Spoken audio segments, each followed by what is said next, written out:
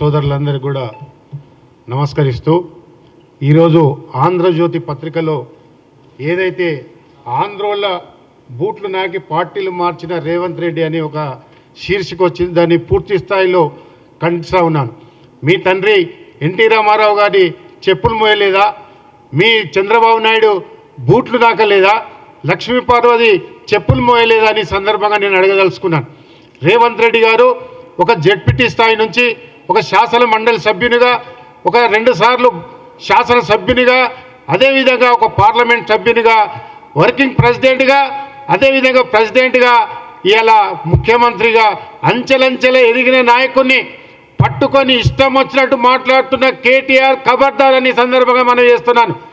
ఏదైతే ఇప్పటికీ ఈ రోజుకు రాష్ట్ర ప్రభుత్వం ఏర్పడి 80 రోజులైంది. దాదాపు ఈ రాష్ట్రంలో 30,000 ఉద్యోగాలు ఇచ్చిన చరిత్ర కాంగ్రెస్ పార్టీది. అదేవిధంగా 6 గ్యారంటీల మీద మీరు విమర్శిస్తున్న విమర్శలు నిజంగా కేటీఆర్ గారు కానీ అదేవిధంగా టీఆర్ఎస్ నాయకులకు ఏదైనా దమ్ము ధైర్యం ఉంటే నేను జ్ఞాన సుందర్ ఇద్దరమే వస్తాము. ఉస్మానియా ఆర్ట్స్ కాలేజ్ వేదికగా మేము చర్చ పెట్టాం, మీరు రండి. ఒకవేళ మా తప్పు ఉంటే మేము ముక్కు నేలకు రాసిపోతాము, ఒకవేళ మీ తప్పు ఉంటే మీ పదవులు రాజీనామా చేస్తారని ఈ సందర్భంగా డిమాండ్ చేస్తూ ఉన్నారు. ఎప్పుడైతే రేవంత్ రెడ్డి గారు ముఖ్యమంత్రి అయ్యారో ఈ యొక్క విషపూరితమై ఈ విషనాగులను తెలంగాణ ప్రజలు గమనిస్తూ ఉన్నారు. ఇప్పటికే గత ఎన్నికల్లో వీళ్ళని ప్రతిపక్షంలో కూటబెట్టిరు. రాబోయే ఎన్నికల్లో ఆ ప్రతిపక్షం లేకుండానే ఇలా తెలంగాణ సభ్య సమాజం అంతా కూడా ఇలా సిద్ధంగా ఉన్నారని సంగతి చెప్పడానికి నేను సంతోషిస్తా ఉన్నాను. అదేవిధంగా రేవంత్ రెడ్డి గారిని విమర్శించే ముందు ఒకసారి మీరు ఆలోచించుకోవాల్సిన అవసరం ఉంది.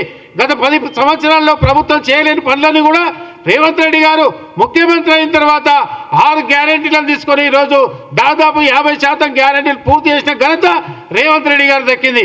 అలాంటి రేవంత్ రెడ్డి శిఖరం లాంటి రేవంత్ రెడ్డిని పట్టుకొని ఆంధ్ర బూట్లు నాకినవా అంటావా? నీకెంత ధైర్యమో! నువ్వు సినిమా తారల తలుకు మెలుకుల మధ్య ఉన్నావు. దమ్ముంటే నువ్వు ప్రజాక్షేత్రంలోకి రా. ఏదో ప్రెస్ కాన్ఫరెన్స్ పెట్టి రేవంత్ రెడ్డి విమర్శిస్తే నువ్వు పెద్ద నాయకులు ఎప్పటికీ కాలేవని సందర్భంగా మనం చేస్తా ఉన్నాం. అదేవిధంగా ఇప్పటికైనా తప్పు నొప్పుకొని నువ్వు క్షమాపణ చెప్పాలి. లేదంటే కాంగ్రెస్ పార్టీ కార్యకర్తలు, మిలిటెంట్లు అదేవిధంగా మరి నిన్ను నీ యొక్క పార్టీని బొందగలుగుతామన్న సంగతి కూడా ఈ సందర్భంగా మనం చేస్తా ఉన్నాం.